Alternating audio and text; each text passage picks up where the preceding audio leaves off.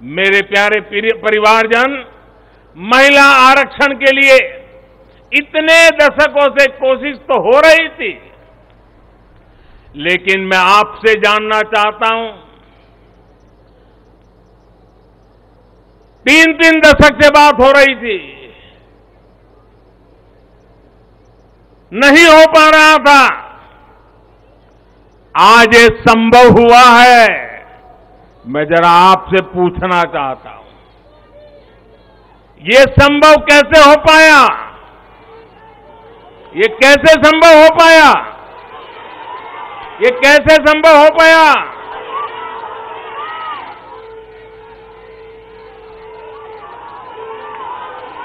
कैसे संभव हो पाया?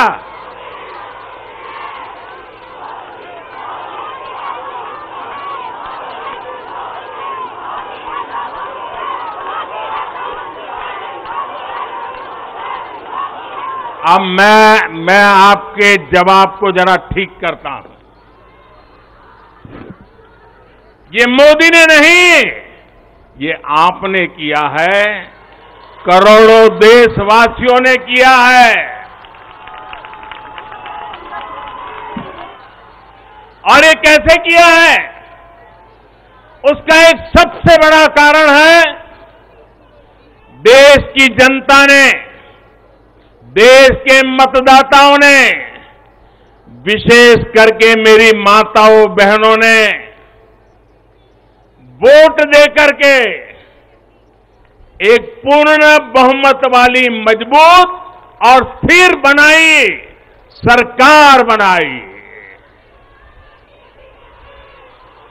और उसी का कारण है, आपने जो सरकार को मजबूती दी, आपने जो सरकार को बहुमत दिया, उसी की ताकत है कि आज ये सरकार फैसले भी ले पा रही है और संसद में जाकर के 30 साल से लटके हुए काम को भी पूरा कर पा रही है। और इसलिए दोनों सदनों में इस प्रकार से पास होना इस बात का साक्षी है कि पूर्ण बहुमत वाली स्थिर सरकार होती है तो देश कैसे बड़े फैसले लेता है, कैसे पड़ावों को पार करता है। जब देश में पूर्ण बहुमत वाली सरकार आई तो इतना बड़ा काम हो पाया। हमने महिला हित में हर स्तर पर फैसले लिए, किसी के राजनीतिक स्वार्थ को महिला आरक्षण के सामने दीवार नहीं बनने दिया। जबकि इससे पहले जब भी ये बिल संसद में आए, लीपापोती हुई, सिर्फ नाम दर्ज कराएगी, ये निष्ठापूर्वक कभी प्रयास नहीं हुआ और बवाल हुई, हंगामा, नारी का अपमान करने का भी प्रयास किया गया।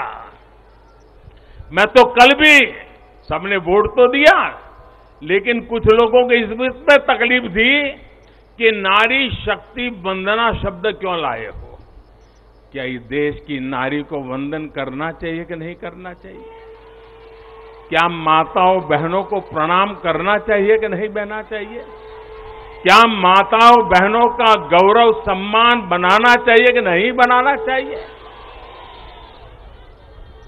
क्या हम पुरुषों को इतना अहंकार आ जाए, हमारी राजनीतिक विचारधारा को इतना अहंकार आ जाए कि हम नारी शक्ति की वंदना शब्द का प्रयोग करें तो भी किसी के पेट में चूहे दौड़ने लग जाएं?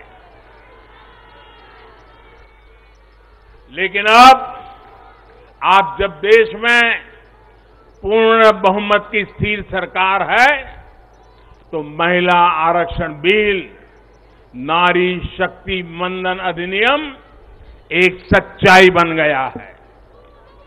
इस कानून ने फिर साबित किया है कि देश को आगे ले जाने के लिए, इस कानून ने सिद्ध कर दिया है, देश को आगे ले जाने के लिए पूर्ण बहुमत वाली सरकार, मजबूत सरकार, निर्णायक सरकार, ये बहुत ही आवश्यक है। मेरे परिवारजनों, मैं लगातार महिलाओं को आगे बढ़ाने की बात करता हूं, उनके विकास को केंद्र में रखकर नीतियों की बात करता हूं। ऐसा इसलिए क्योंकि मैंने महिलाओं के नेतृत्व को, उनके सामर्थ्य को, उनकी रिजल्ट देने की काबिलियत को देखा है। मैं वर्षों तक गुजरात में मुख्यमंत्री रहा। मेरे अपने अनुभव है कि जब मातृशक्ति को काम मिलता है तो कैसे परिणाम देती है। हमने गुजरात में समरस ग्राम की योजना बनाई थी और उसमें एक विशेषता थी कि जहां पर गांव के प्रधान के रूप में महिला के लिए आरक्षण है, वो सीट रिजर्व है, अगर उस गांव के सब लोग मिलकर के निर्विरोध उसको चुनते हैं और सभी पुरुष अपने आप को विड्रॉ करके सारे मेंबर महिला, 100% महिला मेंबर, उनको मैं समरस ग्राम पंचायत कहता था। और गुजरात में हजारों ऐसी पंचायतें बनी थी जिसमें एक भी पुरुष सदस्य नहीं था, 100% महिला सदस्य थी और उत्तम से उत्तम विकास के काम उन्होंने करके दिखाया था। साथियों, महिलाओं की शक्ति, उनकी सोच क्या होती है, इसके मेरे पास अनेक उदाहरण हैं। गुजरात में तो मैंने बार बार इस सामर्थ्य को देखा था। मैं नया नया मुख्यमंत्री बना था तो एक गांव की महिलाओं ने मेरा समय मांगा। वो गांव के चुने हुए लोग थे, तो बोले सब महिलाएं मिलना चाहती हैं। तो मैंने कहा भाई मैं नया था, अभी तो मुझे 6 महीने भी नहीं हुए थे। तो मैंने कहा काम क्या है, आप ग्रामीण विकास मंत्रालय को मिलिए, फलाने को मिलिए। नहीं बोले साहब उनका तो आग्रह है, वो आपको मिलना चाहते। वो गांव की माताएं बहनें थी। मैंने कहा अच्छा भाई एक दिन बुला लेना, मैं मिल लूंगा। वो मिलने आई, 8-10 महिलाएं थी और उसमें सबसे ज्यादा पढ़ी लिखी जो बहन थी वो शायद 7वीं 8वीं कक्षा तक पढ़ी लिखी। तो मिलने आई, बोले हमारे गांव ने तय किया है कि एक भी पुरुष मेंबर नहीं होगा, सबकी सब महिला मेंबर होगी और इस बार गांव की प्रधान भी महिला होगी। तो मैंने उनको पूछा अच्छा इतना बड़ा आपको अवसर मिला है। अच्छा जब समय मांगा तो मुझे लगा कि शायद वो कुछ पैसों के लिए आएंगे, कुछ योजना लेने के लिए आएंगे। तो मैंने उनसे पूछा कि आपकी क्या अपेक्षा है और आप क्या करना चाहती है।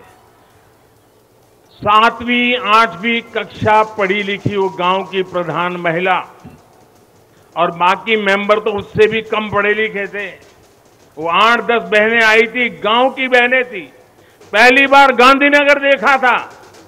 उन्होंने मुझे जो जवाब दिया, मैं समझता हूं सार्वजनिक जीवन में काम करने वाले हम सबके लिए प्रेरणा है।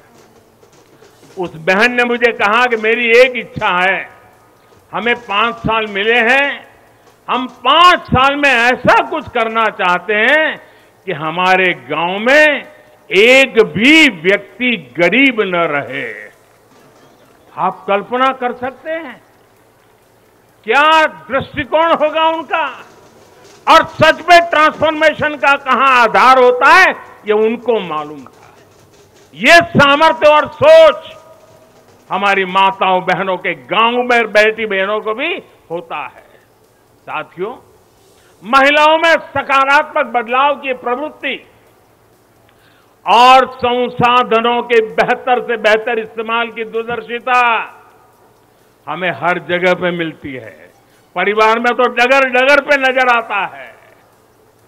अभी कुछ दिन पहले मैं मध्य प्रदेश गया था, तो वहां शहडोल के पास एक आदिवासी गांव में गया तो सभी आदिवासी बहनों को बुलाया था, लेकिन विशेषता यह थी कि उसमें 100 से ज्यादा लखपति दीदी आई थी, आदिवासी बेटियां, लखपति दीदी। तो मैंने उनसे संवाद किया। एक बहन ने जो मुझे बताया वो वाकई हम सोच सकते हैं कि उनका सामर्थ्य कितना है। वो आदिवासी बेटी जो कहती है मैं लखपति दीदी हूं, मैं आज वीमेन सेल्फ हेल्प ग्रुप के द्वारा ये काम करके इतना इतना कमाती हूं। तो मैंने पूछा इतना पैसा कमाने लगी तो करती क्या हो? एक आदिवासी महिला मुझे कह रही है, ये दिल्ली की महिलाओं के लिए भी आश्चर्य होगा। वो कहती है कि मेरे पति साइकिल पे जाते थे काम करने के लिए, रोजगार ढूंढने के लिए साइकिल पे जाते थे। मैं लखपति दीदी बन गई तो मैं उनके लिए स्कूटी ले आई। देखिए आत्मविश्वास। वो कह रही है मैं मेरे पति के लिए स्कूटी ले आई। फिर बोले मुझे पता चला कि मुझे बैंक से लोन मिल सकती है, तो मैंने सोचा कि मैं लोन से ट्रैक्टर ले लूं। बोले मैंने लोन से ट्रैक्टर लिया और मेरे पति को स्कूटी लेकर के मैंने उनको बदले में ट्रैक्टर दे दिया। और मेरे पति ट्रैक्टर लेकर के अगल बगल के गांव में खेती के लिए लोगों की सेवा के लिए जाते और कमाई करते हैं।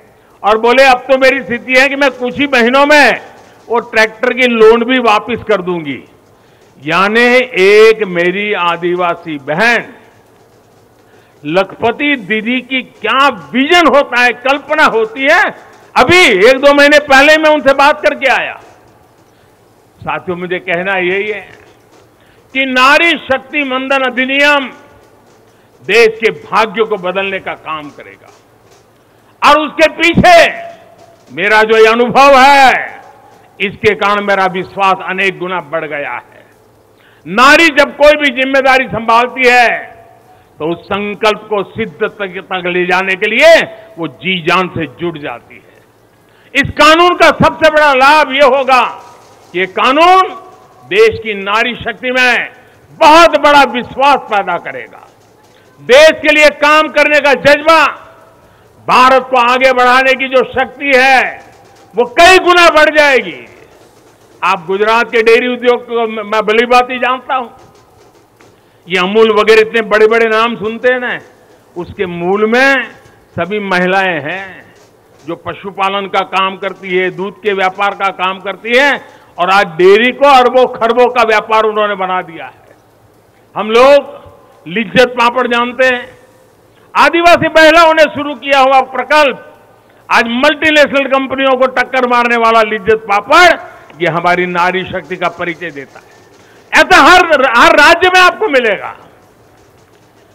उनका ये जो कौशल है, सामर्थ्य है, जो भगवान ने उनको नैसर्गिक गुण दिया हुआ है, वे कभी भी खराब क्वालिटी को स्वीकार नहीं करते हैं। हो सके उतना अच्छा करना, अच्छे ढंग से करना, ये सामर्थ्य होता है। और ये शक्ति जब राष्ट्र निर्माण में सक्रिय होती है तब राष्ट्र कितना आगे बढ़ सकता है, इसका हम अंदाज लगा सकते हैं। महिलाओं के इसी कौशल का, उनकी लीडरशिप का उपयोग अब आने वाले दिनों में देश को होने वाला है। हमारी संसद में भी नारी शक्ति का महत्व दिखा है। सारे दलों को इस बिल का समर्थन करना पड़ा है। आप मान लीजिए यही लोग हैं जो पहले बिल फाड़ा करते थे, आज उनको बिल को समर्थन करना क्यों पड़ा? क्योंकि देश भर में पिछले 10 साल में महिला एक शक्ति बनकर के उभरी है।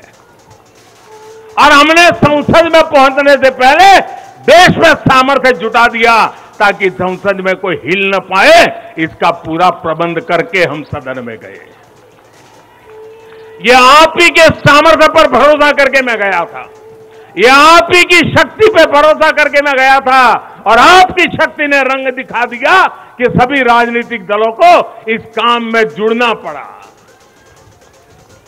मेरे परिवारजनों, आज परिवार से लेकर पंचायत तक, इकोनॉमी से लेकर एजुकेशन और एंटरप्रेन्योरशिप तक, हमारी बहन बेटियां हर क्षेत्र में अभूतपूर्व काम कर रही है। भारत को चांद तक पहुंचाने में महिलाओं की बहुत बड़ी भूमिका रही है। आज हमारे स्टार्टअप्स हो, सेल्फ हेल्प ग्रुप्स हो या स्वच्छता जैसे सामाजिक अभियान हो, महिलाओं की भागीदारी और भूमिका देश की ताकत बन रही है। देश ने संकल्प लिया है कि जब हम आजादी के 100 वर्ष पूरे करें, तब तक हम भारत को विकसित बना करके ही रहेंगे, एक डेवलप कंट्री बना करके रहेंगे। इसमें देश की जो आधी आबादी है उसकी सक्रिय भागीदारी और नेतृत्व के साथ सक्रिय भागीदारी, निर्णयों में बराबरी का हिस्सा, ये इस सपने को साकार करने का बहुत बड़ा फोर्स बनने वाला है। मेरे परिवारजनों, नया और आधुनिक संसद भवन और उसमें आधी आबादी का बढ़ता हुआ प्रतिनिधित्व ये नई व्यवस्थाओं का सूत्रपात करेगा। मुझे विश्वास है कि देश की नारी शक्ति नई और स्वस्थ संसदीय परंपराओं का भी सृजन करेगी। और इसी विश्वास के साथ आप सब इतनी बड़ी तादाद में आकर के मुझे आशीर्वाद दिए। भारत की संसद के इतने बड़े महत्वपूर्ण निर्णय को माताओं बहनों ने संवारा और मुझे खुशी तो तब हुई जब इसको प्रधानमंत्री आवास मिला है, वो बहन मुझे आकर के आशीर्वाद दे रही है। जिसको उज्ज्वला का गैस मिला है, वो झुग्गी झोपड़ी में जिंदगी गुजारा कर चुकी बहन मुझे आशीर्वाद दे रही है, तब मेरा पक्का विश्वास और मजबूत हो जाता है। और इसलिए मैं फिर एक बार आप सबको अनेक शुभकामनाएं देता हूं। ये नारी शक्ति वंदन अधिनियम, उसको गांव गांव घर घर पहुंचाना हम सबका दायित्व है और इस सामर्थ्य को और तेजी से आगे बढ़ाएं। इसी एक अपेक्षा के साथ सभी माताओं बहनों को प्रणाम करते हुए मेरी वाणी को विराम देता हूं। मेरे साथ पूरी शक्ति से बोलिए, भारत माता की। आवाज पूरी दिल्ली में गूंजनी चाहिए, भारत माता की, भारत माता की, भारत माता की। बहुत बहुत धन्यवाद।